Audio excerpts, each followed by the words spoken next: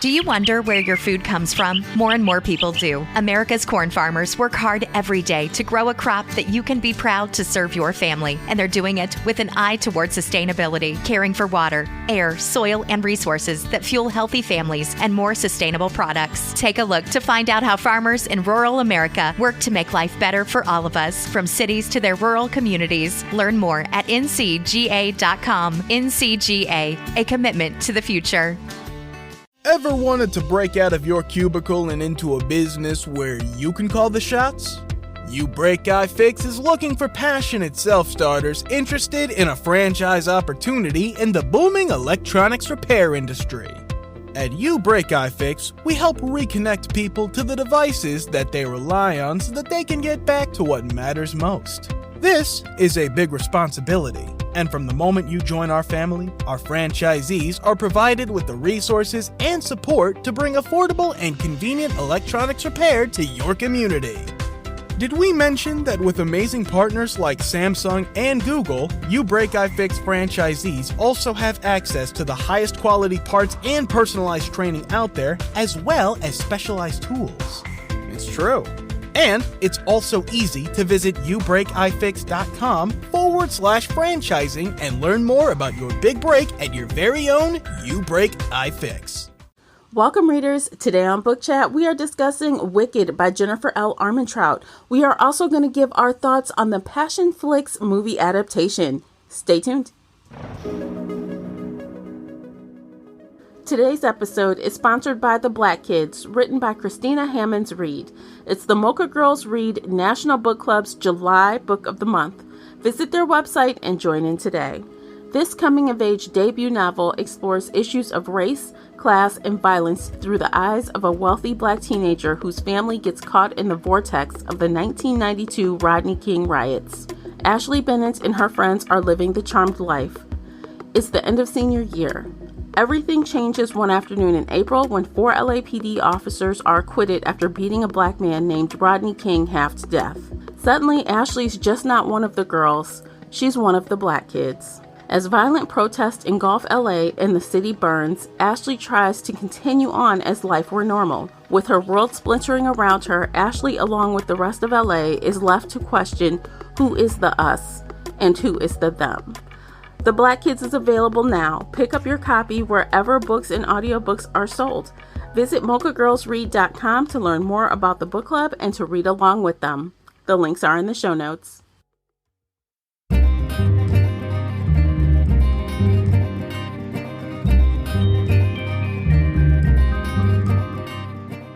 Hey everyone, I'm your host, Tamara Ford, and welcome to Book Chat here on the Shelf Addiction Podcast. Participate in this discussion by joining the Facebook group Shelf Addiction Official. I hope to hear your thoughts on today's topic. You can always find me and Casey on Twitter and Instagram. The links for everything I've mentioned are below in the show notes. If you enjoyed today's episode, please support this podcast by sharing it with some book nerd friends or on your favorite social media space. That would really help me out, and I appreciate you for doing so. The uncut video version of this podcast is available now on Patreon. Join us there for exclusive videos, including after shows and more. So if you're interested in that at all, you'll need to come on over to Patreon and sign up. Without further ado, let's get started. Welcome back, everybody. Joining me is feature co-host Casey from Heartful of Ink. Welcome back, Casey. Hello, hello. I'm so excited to be here today. Me too. Because this is super fun for me because, yeah, we have not done one of these since, Bridgerton we did, but we watched a whole season. But this was a movie, so it was a much shorter endeavor. Faster. Yeah. Yes. Yeah. So what I would like to do is first we're going to talk about the book Wicked, which is by Jennifer L. Armentrout. It was published in December 2014, so that was a while ago. It was actually a Goodreads Choice Award nominee in 2015. My book club read it in 2015. So full disclosure, that is when I read it, was 2015. Casey, on the other hand, read it now. Yesterday. Yesterday. I literally finished it 12 hours ago. So, and then I watched the movie. Okay, so why don't you give us the synopsis before we start? All right. Things are about to get wicked in New Orleans. 22-year-old Ivy Morgan isn't your average college student. She and others like her know humans aren't the only thing trolling the French Quarter for fun and for food. Her duty to the order is her life. After all, 4 years ago, she lost everything at the hands of the creature she'd sworn to hunt, tearing her world and her heart apart. Ren Owens is the last person Ivy expected to enter her rigidly controlled life. He's 6 feet and 3 inches of temptation and swoon-inducing charm, with forest green eyes and a smile that surely left a stream of broken hearts in its wake. He has an uncanny, almost unnatural ability to make her yearn for everything he has to offer. But letting him in is as dangerous as hunting the cold-blooded killers stalking the streets. Losing the boy she loved once before had nearly destroyed her. The sparking tension that grows between them becomes impossible for Ivy to deny. Deep down, she needs more than what her duty demands of her, what her past has shaped for her. But as Ivy grows closer to Ren, she realizes she's not the only one carrying secrets that could shatter the frail bond between them. There's something he's not telling her, and the one thing is for certain. She's no longer sure what is more dangerous to her, the ancient beings threatening to take over the town, or the man demanding to lay claim to her heart and soul. Did I do that justice? You did. You were reading it with all the feelings. All of the feelings. Yes. So much angst. So much drama. There was a lot of angst. And so you guys should know, a lot of people tag this as new adult. And, they are adult. They're young. Yeah, they're young. They're 22, 23. Yeah, but it definitely had that college-y, angsty vibe, because I guess technically Ivy is in college. Technically, yeah. So even though we never saw her in college at all, if I can remember, maybe once or twice. There was 1 or 2 scenes of her in class, and in the book she was always carrying her backpack that was filled with textbooks around, literally had it on her shoulders while she was fighting the Fae. And I was like, how the fuck do you fight a Fae with a backpack full of textbooks on your back? I don't know. Training, I guess. I don't know. I feel like it increases your endurance training. I have no idea. Girl, don't give me. Slower. I don't know. Throws off your balance. I don't know. It's crazy. But, okay, so like I said, you guys, I read this book a long time ago, and I did reread, the first 3 chapters only, just so I could kind of jog my memory, and it did that. It jogged my memory, but, I don't remember all the details, so I'm going to rely on Casey. I got you. For that. But, I mean, just talking about the book, I remember really liking it, but Casey did not like it, did you? No. Okay, so it took me a while. I gave it a good try. And the first 20%, I was undecided. I could definitely see, the tropes. I could kind of see Kat from the Cat and Bone series by Janine Frost. She's young, she's in college, she's very angry, she's closed off from everybody. She's this badass hunter. And I was like, okay, I can kind of get behind that. I like Kat. I can maybe do this. And then it went in every wrong direction possible. Just dear God, stop with these cliches. And yes, it was written 6-7 years ago when these cliches weren't technically cliches yet. Yeah. But, start off with the only character of color in the book is her best friend Val. And Val is also the only gay character. Val is also the only bad guy who betrays everybody at the end. Spoiler alert. Yeah. Val also says, hey, let's have sex because I'm gay and you're my best friend. And I'm like, that's not how gay works. Please stop. This is not... She's also slut-shamed beyond anything any person should ever have to put up with. Yeah. And this whole order is super 1950s sexist. So I'm surprised that they even let a person of color into their special elite order place thing. Well, no, he's the super elite. They're just the... Yeah, they're regular fighters. They're regular fighters. They're the army, and he's the Marines or whatever. You Yeah, know, the like super he's a level special. up. Yeah. Yeah. Supposedly. So. Oh, yay, we have racism and homophobia and biphobia and just all the joy. Yeah, and that did just suck the life right out of me just now because, I mean, honestly, okay, so I don't even remember having these issues when I first read it. I don't. Like, I just thought it was fun. Honestly, I didn't think it was absolutely. It's trashy fun. I didn't think like, and again, I guess the more you read and as time evolves, and we're dealing with a different world now than we were then. So I don't think absolutely. People were writing as consciously, nor were we reading as consciously then versus now. So I guess in that regard, it doesn't really hold up. Yeah. And if I had read this in 2015, I didn't know I was bi at the time. So I just would have shrugged off her whole bi vibe. But now I'm just like, you could not pay me to have sex with my best friend. Like, that is just not how gay works. That's just not, please stop making bi people just the biggest sluts on the planet, because that's not who we are. That's not how this works. No. And that's been a thing, like in fiction, not only books, but TV. It's like the bi person's always the slut, and it's not true. Oh, yeah. They're like, oh, you're bi? You want to have sex with your best friend? It's like, no, I do not. Please, no. Like, stay away. Yeah. No, I don't want sex with you. That's not how this works. I know. It's not. It's, you know, like, not to get on a tangent, but it's just like with any relationship. It's like, I feel like any person with any sexuality, as long as you're an adult, you can do what you want. But I also feel like it's like any relationship. If you're in a relationship, you're in a relationship. It doesn't matter who you're with, but relationship rules apply. Yes. So just because you dibble and dabble doesn't mean you don't know how to be in a relationship. And that is a big misconception. Oh, yeah. Oh, absolutely. So, yes. Yeah. That's common fucking sense. But apparently, you know, back in 2015, the first sentence Val says is like, I would have sex with you. And Ivy is like, no, I like boys. And I'm just unrolling my eyes so hard I see my brain.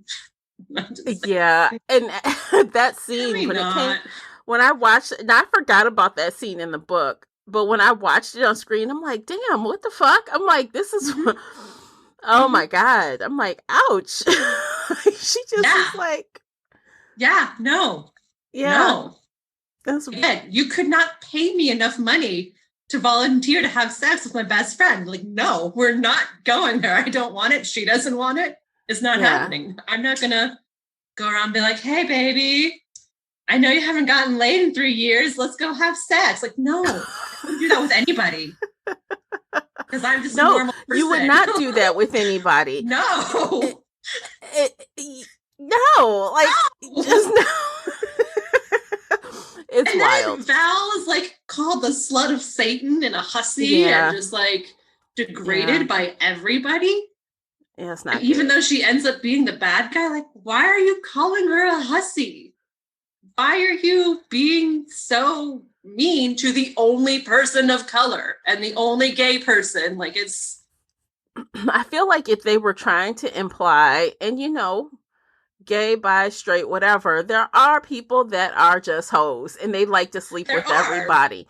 If they were if the author was trying to make her character be that way, she didn't give us enough other things to make us believe that she sleeps with everything that walks. We didn't have enough other things going on for her for me to believe, oh, she's just a hoe. You know what I mean? Like, yeah, no, like she's going out on hot dates all the time, but when you're single, you date a lot. That doesn't mean anything. That doesn't mean jack shit. Right. So I don't know. It's hard. Yeah, that's definitely not cool. At least they made David black in the movie. Like, they did. I don't think he was black in the book, but yay, a second person of color. Woo! And he has lines. Woo! He did have lines, and he had as much face time as he did in the book. To be fair, they didn't really cut him down. But I also, and I don't remember exactly if David's lines match up 1-to-1 like they did for a lot of the other characters, but when Ivy was trying to tell him, they really just was like, girl, you dumb. You don't know what you talking about. Like, Oh, yeah, no, that's how he was in the book. He's okay, like, I really did not like that either. I'm like, come on. Like, okay, you're acting like she's unreliable, right? And if she's supposed to be so important, and if you're supposed to be a fighter and people rely, your team, you're not supposed to just disregard what someone says because you've not heard it before. So that kind of annoyed me as far as like, dang, y'all don't even treat the women fair in this order. They played that down a little bit in the movie, but it was very anti-woman in the order in the book. I think Trent had this line in the movie too, where he's like, we never should have let women in, and then she knees him in the balls. Yeah, like nobody thought the women should be in the group. Nobody thought that they were strong enough, or, I don't know. Like, it was, again, very sexist, very 1950s, and Ivy just put up with it. And, once Ren came along, he's like, that's not how you treat a lady. And I was just like rolling my eyes because I'm like, are you trying to make him seem extra feminist? Because she needed a counterbalance. That's what she was trying to do, I feel like. Also, just like, this is not how life works. Please stop. Well, nothing in... Okay, so I've read quite a few books by her, to be fair. And none of her books have that realistic balance to them. They're all kind of extra, and no matter what way you're talking about. Like, I read the Lux series by her, and that was another one that I read many, many years ago. But I also remember the guys are always super hot. The girls are always hot. It's always, every character is like the most cartoonist version, the most extreme version. You know what I mean? Like, the nerd is the nerd. The tough guy is the tough guy. The sexy guy is the sexy guy. You know what I'm saying? So there's not a whole lot of finesse with the characters. That makes sense. Yeah, and definitely I can tell that the books are like more for, not for younger readers, I guess. You know what I'm saying? Because like they don't have a lot of nuance, technically. Yeah, that makes sense. Yeah. It makes a lot of sense. Yeah. And so, to be fair, on the flip side, though, like, oh my God. Okay, so let me just say, I'm reading another series that Casey recommended right now. Yes. I started the Iron King, and I put that off for a long time. It was sitting on my counter, on my bookshelf for a long time. And I'm like, okay, let me just read this. Let me read it. And no lie, guys, it pulled me straight out of my reading funk. It pulled me straight out of it. And I'm reading it, and there were also some things I didn't like about how the the girls were being treated. There were other things like that. And I'm like, oh God. So I can feel some of the essence of those similar type of things, but I still had a good time with it. I mean, not like, I'm not like fangirling over it, but I definitely picked up the second book. I didn't see any Black people in sight, but I was entertained, so I feel like just in this realm of publishing, this section, like this decade or whatever, when these books were coming out hard. Like 2010. Yeah, like this 2010 section, all of those books kind of had, if it was paranormal romance or urban fantasy with romance or new adult romance, they all kind of had that vibe.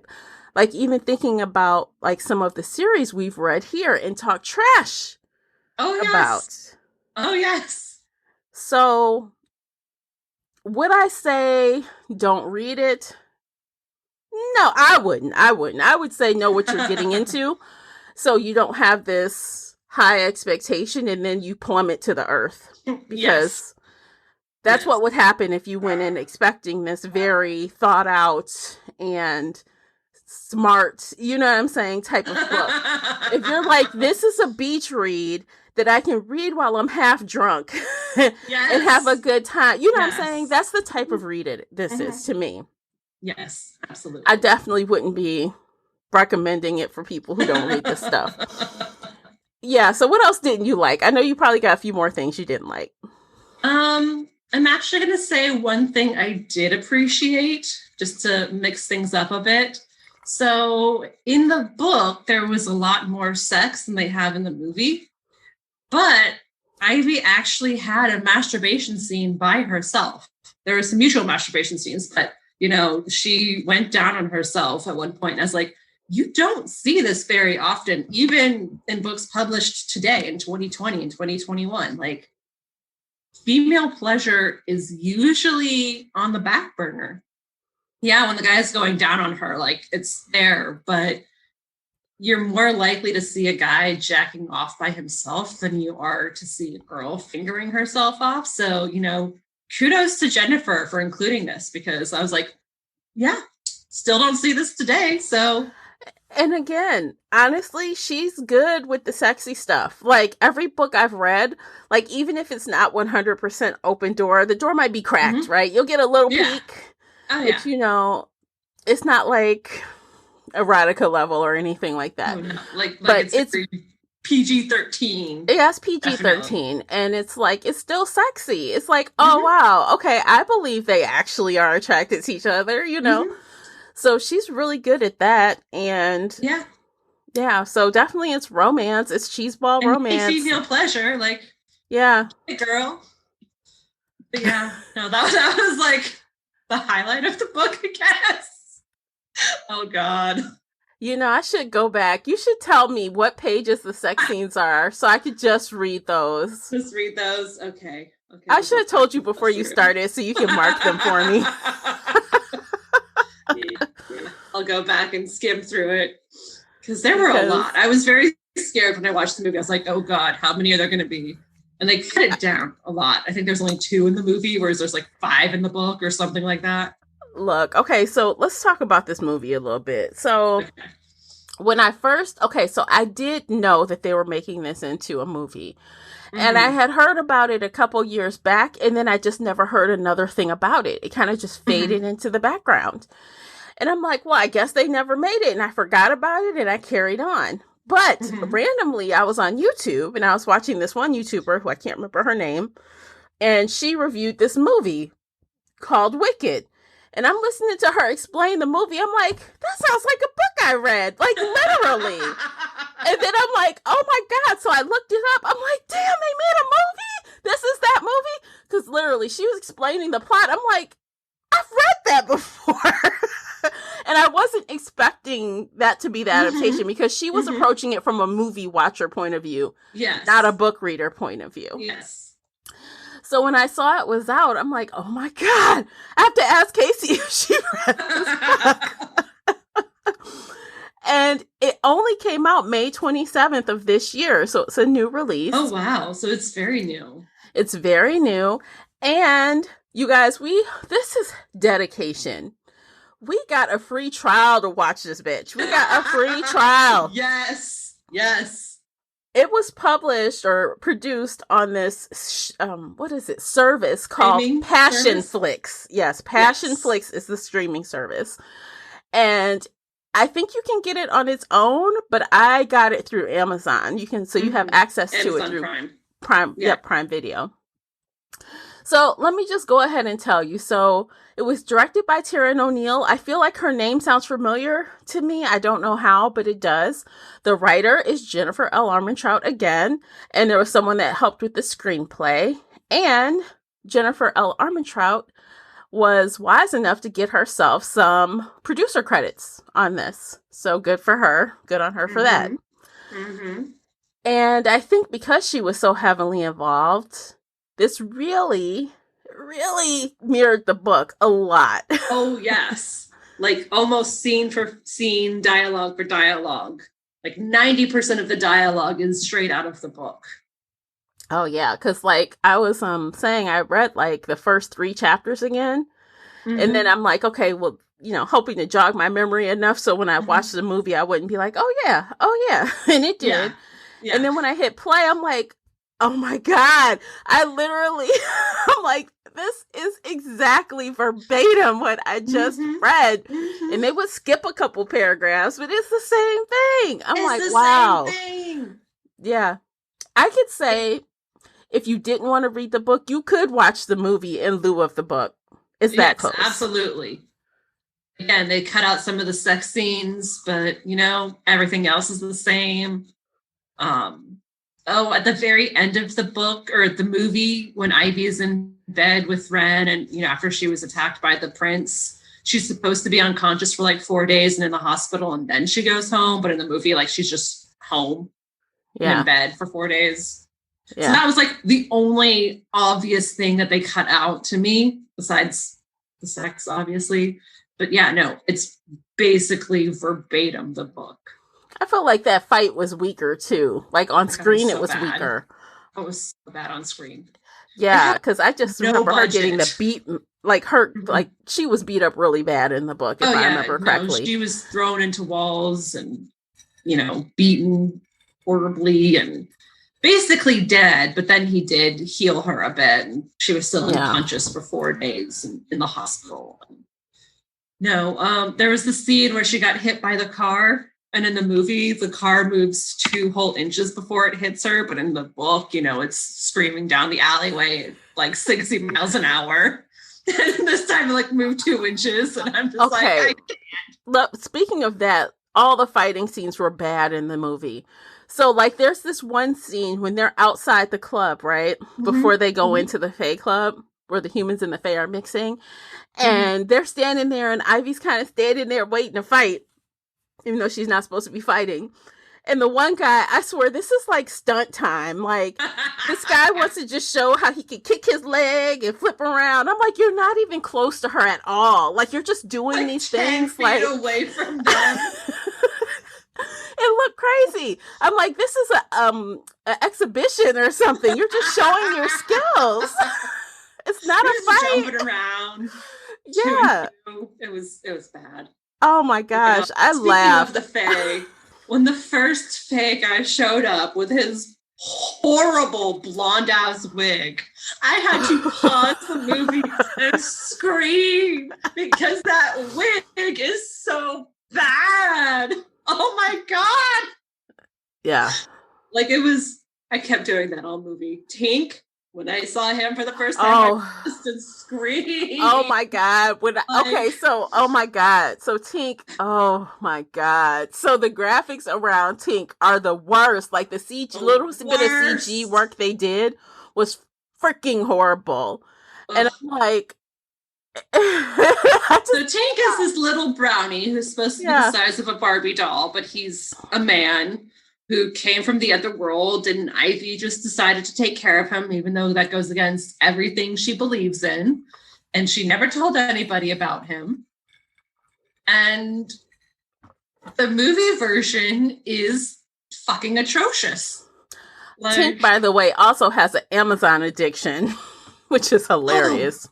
Oh, that pissed me off, or not pissed me off, that annoyed the fuck out of me in the book. Every 2 goddamn seconds, they were making references to something. He's obsessed with Harry Potter, so he was constantly watching Harry Potter. He loved Twilight, so they would watch all of the Twilight movies together. She would be reading books, by like Jay Crownover, who's best friends with Jennifer Armentrout. Like they were just referencing everything every 2 seconds. And I'm glad they cut it out of the movie because, they can't pay Harry Potter fees. So at least they kept Amazon Prime, but yeah. But they covered the boxes though. They covered, so there was no Amazon. But we knew it was Amazon. They were talking about Amazon. They kept saying Amazon. Yeah, I wonder if they got a little bit of kickback from Amazon to keep mentioning them like that. Probably. I wondered if she was getting paid from Harry Potter or Twilight to mention all that stuff in the book. Yeah, like literally. Every page they were referencing something. And I was like, can you not? Dear God, can you not? It was pretty freaking annoying. And so especially at the beginning of this movie, every scene I was chuckling. Every scene I was laughing. Now going into this, like, I'm not familiar with passion flicks, but after I heard it explained, it reminded me, I expected a mix of Lifetime. Now, we know Lifetime status type of movie. This had Lifetime written all over it. Lifetime mixed with, like, Skinamax Light. Y'all remember Skinamax. Yeah. Okay, so I expected that, like, really heavy on the cheese, low production value, and I was right on all aspects, except I was shocked when I saw that this thing had a rated R rating. I'm like, for what? I'm like, the sex was, okay. The couple of scenes we got, it was closed door. There was one scene where you can insinuate what was going on by her making these noises and grasping the covers. The pillow. Yeah, like face. You don't see anything below the neck. Like, no, but you can insinuate. But that's like, come on, is that R? They had a couple of curse words, but I don't think it wasn't a lot of cursing, and I don't even remember the F-bomb. And I know that is a rule. They can only say so many fucks, right? And I don't think I heard any. I heard a couple of other curse words, but not R-rated. So I'm like, well, what's making this R-rated? Maybe passion flick is different than... I don't know. It seems like it was Lifetime movie material. Like, I could have watched this on Lifetime on a Sunday. Oh, yeah. Yeah. So, Okay. I don't know. I was wanting more with the R rating. I thought it would be more blood, more violence, more... Because those fights, like we said, the fights in the book were legit. These fights were weak. The sex was weak compared to the book. Everything was... All of the things that they would have had to spend more time and money on were watered down. Including his tattoos, which looked like a toddler drew them on with a Sharpie. They had, like, somebody sat up there and, like, pasted them on him every morning. And they didn't have, like, the top-notch makeup person. They had his cousin do it or some shit. If you're watching us on Patreon right now, you can see on either side of us the screen. And there's a picture of him, and you just see these two black marks on his neck. And if you agree with me, it looks like a fucking Sharpie on his neck. Like, that's not a tattoo. That is a Sharpie mark. It looks like a Sharpie mark. That's for sure. The whole thing looked bad. I'm trying to see if I can find any close-ups of those tattoos. No. I took a picture of it on my phone, so I can text that to you. Oh.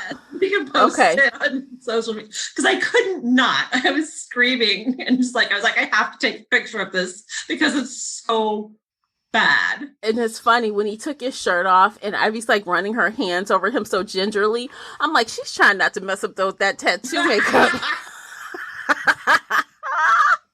Because she's barely scraping him. She's barely scraping him with her fingers. I'm like, oh, that's because it's loose makeup that she don't want coming off on her hands. That's what that is. Oh my God. So, and his fake deep voice was so bad. It's so bad. So I kind of remember him being a little possessive in the book. But that one scene where he's like basically telling her, "You're mine, I don't care." I'm like, oh my God, roll my eyes. I'm like, what the fuck is happening? Verbatim from the book. Yep. I just can't. And then he comes to her house and like bangs down the door, basically. Like, you're gonna tell me what's wrong. I'm like, oh my God. This is so heavy-handed, dude. It's so heavy-handed. So bad. Yeah. At least in the book, it was kind of cute. Like, he kind of came off as cute and funny, and I could almost laugh at him. Like, he was humorous, not creepy. In the movie, it was very creepy. Like, zero humor. Zero. He's like, he says to her, I can't, if you want me to leave, I'll leave, but I'm not going to leave without a fight or something, he says. And I'm like, what the fuck? And then she's like, okay. Yeah, she's like, okay, come in. I'm like, oh my God. Yeah, no, there was a lot more internal angst in the book right there, but yeah, that's basically what happened with the dialogue. Yeah, and then she just spills her guts to him, and of course they proceed to have sex and all that fun stuff. But the funniest part was like the next morning, that scene where Ren meets Tink for the first time. He's like butt naked in the kitchen.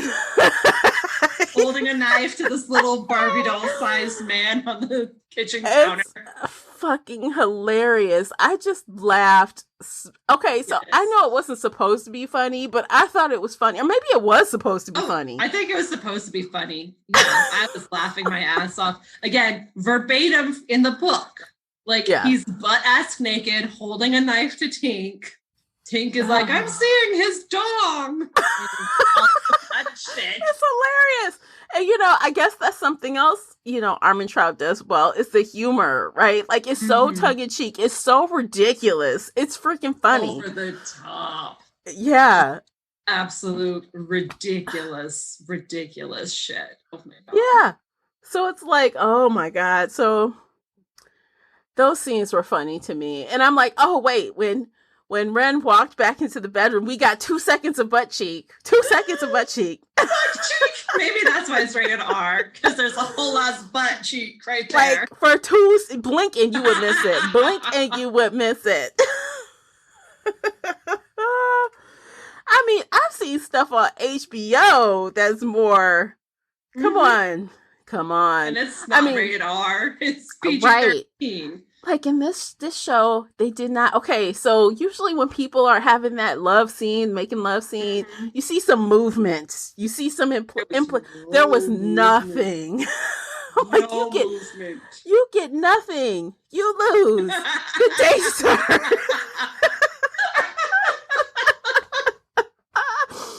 Oh my God. So I'm like, why wasn't this PG-13 for real? It should have been. I don't know. I really don't know. Oh my God, it was hilarious. Been PG, like it was. Oh my God. Yeah. Oh my gosh. Freaking funny. So hilarious. And it's funny, I didn't recognize any of these actors. I've never seen any of them before. Not a single one. They're going to be, if they ever become famous from something else, this is going to be that movie that is far down on that IMDb page, way at the bottom. And they hope and pray that nobody ever asks them about it. It gets buried. Yes. Oh my God. So, am I the only one that found the Fae, ugly in this movie? Like, all the Fae were ugly. They were disgustingly gross. That fucking blonde wig. If you guys don't know what I'm talking about, just Google it. Just Google it and prepare to laugh your ass off, because it's like the cheesiest Lord of the Rings cosplay ever. And it just does not work. That blonde wig is so fake. Yeah, and they had something funky going on with their skin. Like they had a blue kind of hue moving over it, like a silvery blue kind of thing going on. We weren't supposed to see them in their pretty forms, but no, they were ugly. And then when the prince came out, he was butt-ass ugly. Yeah, I'm like, that's the prince? He's supposed to be fine. And I'm like, yeah, no, he's butt-ass ugly. As a human, if I saw you, I'd run away. Oh God. You are so right though. I'm like, that's the prince. Yeah, no, these fae that are supposed to be the end all be all most beautiful creatures ever. No. So okay, future spoiler alert. Like the prince is supposed to have be some competition for Ren. You know what I'm saying? He's supposed to, not in the love triangle way, but he's super hot. He's, you know what I'm saying? He's supposed to be able to stand up to Ren as far as visuals and sexiness factor. It doesn't at all in this movie. I mean, Ren doesn't stand up at all either, but I'll at least not run away from him. And okay, so I thought I was the only person that I knew I wasn't going to, because Ren in the face is not cute. He's not cute in the face. Sorry, actor guy. I'm sorry. I don't mean to insult you. But when I picture Ren, okay, so I'm on Google right now and I see someone's pics for their version of Ivy and Ren.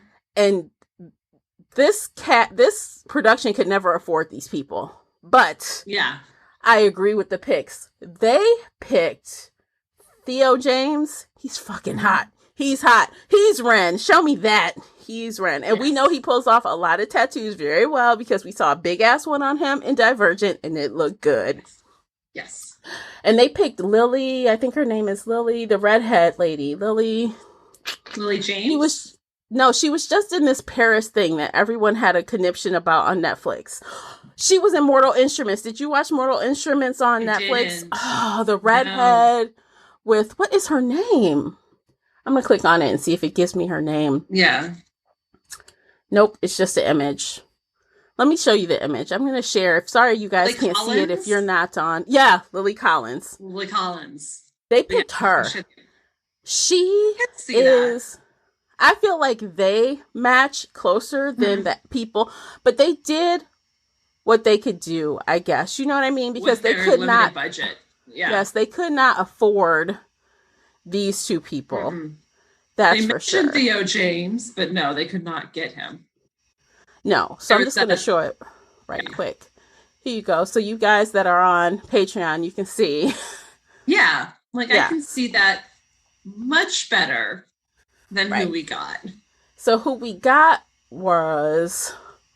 Okay, here's the woman. What's this woman's name? Let me go back and get her name. Because I don't know what her name is. Anna Mashi? M-A-I-C-H-E? Anna Mashi? I guess. Don't know him. I don't know her from anywhere. Nope. You know, but she's not a bad Ivy. She works. Clearly her hair is not red. That's dye. Her hair is, something else, which is fine, And here's the Ren guy, Liam Hall as Ren. And his face is just too angular, too something. Foxy with really tiny eyes and a big nose. Big forehead. I don't know. It's not cute. And Tink, okay, so Andrew Rogers. I feel like they played him on this show. Didn't they dye his hair blonde or something? Oh, yeah, no. He was, bleach blonde. He looks a lot better with brown hair. And I feel like he looks so ridiculous. Now look at the photo. You guys can't see this photo, but there's a photo of him without a shirt on in this collage I'm showing. This collage can be found on Jennifer L. Armentrout's website. She had these made. But, I'm going to give you a little, do you mind a slight spoiler? I don't know if you're going to continue on or not. Spoil away. Yeah. In the future books, Tink becomes real sized. Oh. He becomes real sized. And spoiler alert, so if they do more movies, they're going to be taking advantage of full-sized Andrew Rogers. Yeah. Yeah. See, that's cute. Him as this little 6-inch Barbie thing, not cute at all. No. Yeah. I'm like, they have him looking crazy in these Barbie clothes. He's living in the Barbie house in the armoire. And he's, crazy. Fucking those little troll doll things. No. Oh God. And then later, thinking back, I'm like, well, why didn't you just make yourself man-sized and go out and get some and then come back and be the brownie? Maybe he did while she was out working. Man, I don't know. If he did, it didn't come up in the books that I remember because he was just man-sized at a certain point. But I don't want to tell you the stuff around that because it's really spoilery. But I mean, you can tell me after because I'm not going to read the rest of these books. And it's funny because my book club loved this trilogy. Usually book club reads one and done. Book club kept picking these books when they came out. They went back to them. Hey, that next book came out. Should we read it? Let's read it. Book club went back to it. So that's all I'm going to say about that. So let's take another look at the characters again. See, They don't look bad there, but I don't know. For some reason, Ren looked real bad in these movies. He just looked so bad. Extra broody. And he tried to have that deep voice, and it failed. And he wasn't humorous the way he was in the book. He was just creepy and possessive and nasty, and just no. It was the most, y'all. It was the most, and. It was the most. The music wasn't that good. It was like the soundtrack. They didn't have money for a good soundtrack. It was just... I didn't recognize any of the songs. No. I think one of the lyrics was, "I'm stuck in the shower." Oh my God. I was like, is that what you're saying? Is that what I'm hearing? I'm stuck in the shower? It sounded like it. And look, the craziest part of all of this, y'all, is it was an hour and 54 minutes. It was an hour and 54 minutes. I'm like, this is a long movie. Long ass movie. Yes. Yes. It was bad. I don't know. But I feel like if you're drinking on a Saturday, you have nothing else to do. Don't start a drinking game or you will die. You will die. Get one bottle of wine and slowly drink that over 2 hours while also eating bread to make sure you don't die. Right. And, I would not recommend paying for Passion Flicks for this, but I hear through the grapevine that Passion Flicks has several book-to-movie adaptations. I mean, that's what they're for. I know they have some by Brenda Jackson and Jill Shalvis and several others. I don't think I'll be reading those books to watch Passion Flicks, but for the fun of it, I may watch one or two more movies and talk about it on Instagram or something before the date that I have to cancel it because I am not paying for it. No. So yeah, do you have anything else to say? Is there more to talk about? Well, we kind of already spoiled this at the beginning with Val being, the bad guy at the very end. Yeah. But did you see that coming? Either the first time you read the book or the first time, I don't think, from what I remember from having discussions about it at book club, I wasn't surprised. But it wasn't written on the wall, but I wasn't surprised at all. Were you surprised in the book? I was suspicious. Just because, even in the movie, she's like, "Oh, I have this hot date. Oh, I met this awesome guy." And then she's like showing up with a black eye and, being very circumspect. So I'm like, yeah, no, you're being shady as fuck right now. But Ivy's too blinded by her friendship and, pointing fingers at everybody else. Yeah, in hindsight, that character is very guilty the whole book through and the whole movie through. She's like, when something happens, I gotta take this phone call or I gotta go. Yeah. Tell me all your secrets. I can keep a secret. She's like in the business. And this guy, she's got the bruise. It's kind of obvious something funky is going on, but you don't know what. No. Yeah. And then Ivy being the halfling at the very end of the story, not surprising. Very predictable. I mean, because they kept saying, so even in the book, they were like, the halflings are adopted. They are adopted. And she's like, she literally says, I was adopted. Literally. And I've never broken a bone. He's like, you're just lucky. And I'm like, are you just lucky when you're fighting Fae every single night and never broken a bone? Yeah. And then, of course, the whole, Tink knowing she was halfling the whole time. Yeah. So, well, I guess technically, if they thought that all the gates were closed, he didn't have to worry about it. It was a non-starter. Non-issue. Yeah. So, but you were wrong. Now it's an issue. And now Red has to kill her. Yes. Foreshadow. If you can assume what's going to happen when Ren finds out, because this did say to be continued. So they may make more movies. They may make more. It said to be continued. But that doesn't mean they're going to get the green light. They intend to make more movies. We'll say that. Yes. But what happens? It's like that whole thing with the Iron Fae. I'm sorry. It's the whole freaking thing. You're in the summer court. I can't date you. We can't be together. I'm like, boy, please. It's written all over these pages what's really going to happen. Let's not get it twisted. Just like with Ren. I have to kill you. It's my duty. Boy, please. You're not going to kill anybody. Come on. If you know these kind of stories, you know he's going to protect her.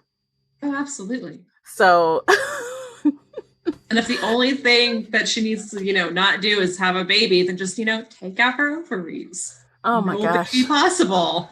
Yeah. Problem solved. Yeah. Lord have mercy. Oh my God. So, but if you happen to have Passionflix and it's your thing, definitely check it out since you have access to it anyway. Check it out. Yeah. Get a 7-day free trial through Amazon Prime. Yeah. If we've tempted you to watch this, then let me know if I've tempted you to watch this. Yes. I mean, honestly, I'm gonna be real honest. I had a great time watching it because I was laughing so fucking hard. It's hilarious. It's hilarious. And I'm sitting there like, oh my God. And every time like a sex scene came, I was like, is this it? Are we gonna get to business? And I'm like, oh, that's it. No, we're gonna see nothing. I was waiting on Skinamax to happen and it didn't happen. Going on. Even their kissing was like PG kissing, like no tongue action at all. They were just PG kissing. It was Disney kisses. Disney kisses. Passionate Disney kisses. I don't know. Like, ugh. It's bad. And the funny thing is, yesterday we were going to watch the new movie that came out on Prime Video. And Kevin's scrolling the Tomorrow War, whatever, about the war in the future. So he's scrolling through Amazon and he's like, where do I find the channels again? Because I had Paramount Plus on there for a free trial. And I'm like, he gonna see Passionflix sitting right there. I'm like, is he gonna ask me about Passionflix? He just kept going. He didn't even mention it. I'm like, you're not gonna ask me what Passionflix is? It sounds like soft porn, right? Like, what is this? It really does. He'd have asked me. He's like, okay. I'm like, okay. Whatever. I'm not gonna mention it. You're not gonna say nothing. I guess it's not there. We're just gonna walk away. But I will watch a couple more movies. I'm gonna get my free trials worth. I'm gonna watch at least 1 or 2 more and have a fun time laughing and talking shit. Yes. I'm sure that's what's gonna happen. So if you follow me on Instagram, you may be, or well, by the time I'm gonna post this week. No, it's gonna be live. You guys, if you're listening to this, you could probably catch some of those reels. Yes. Awesome. So yeah. I don't know. All right, what about you, Casey? Are you done? Have you already canceled it, or are you going to watch a couple more just for shits and giggles? I was thinking about canceling it today just to make sure I don't pay for it, but I might scroll through and see what's up. Maybe I'll recognize a book and watch the movie or something. Yeah, that's what I thought. I'm like, just see what else is in there. Yeah. I had never heard of this before. I'd never heard of Passionflix before. I've heard of it. It's been around for a few years now, but I've never watched anything on it. Oh my God. No, that girl's YouTube video. I'm like, what is Passionflix? I had to Google it. I'm like, what is that? Okay, well, thanks for hanging out with us today. I hope you enjoyed our conversation of Wicked, book and movie. Book and movie. And if you read or watch, please tell us what you think. Yeah. We want to know. There are some more book to movie adaptations you would like to hear us talk about. Yes. Leave a recommendation. Hit me up on Twitter, Instagram. Find me in Shelf Addiction Official on Facebook. Recommend it. And maybe we'll do it. No promises, but we'll at least investigate. And we'll tell you how we really feel about it. Yeah, exactly. So that's it. And if you are listening to the sound of my voice right now, I really appreciate you for listening to the entire episode. Sometimes they're long, but it's worth it. It's worth it. We're worth it. It's worth it. And again, if you want to check out the visuals, some of the stuff I showed, it's available now on Patreon. So head on over and sign up. And until next time, happy reading, guys. Take care of yourselves. Bye, everybody. Bye-bye. If you enjoyed today's episode and would like to show your support, there are a few things you can do. Head on over to Apple Podcasts and leave a positive 5-star review, or like this episode on your favorite podcast player. It seems so simple, but it really helps me out. You can share this podcast with other book nerd friends or on your favorite social media space. You can also join the Shelf Addiction Patreon family. For as little as $2 a month, you will help us produce even more awesome content for your ears. You can also consider joining the Shelf Addiction Official Facebook group, where we talk all things bookish and more in a safe space. The Shelf Addiction Podcast is a part of the Nerdy Maven Network. You can also reach us via email at info@shelfaddiction.com. Thank you for listening.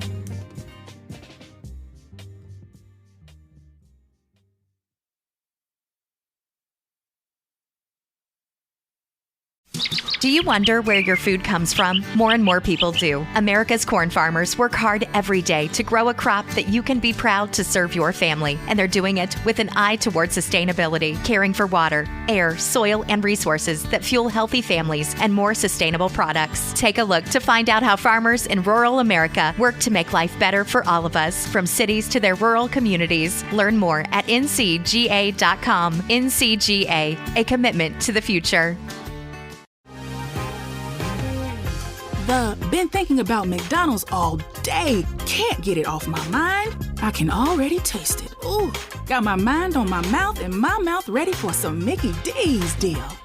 There's a deal for every moment at McDonald's. Right now, get 2 of your favorites for just $3.50. Mix and match a classic McChicken, a hot and spicy McChicken, or a juicy McDouble. Price and participation may vary. Cannot be combined with combo meal. Single item at regular price.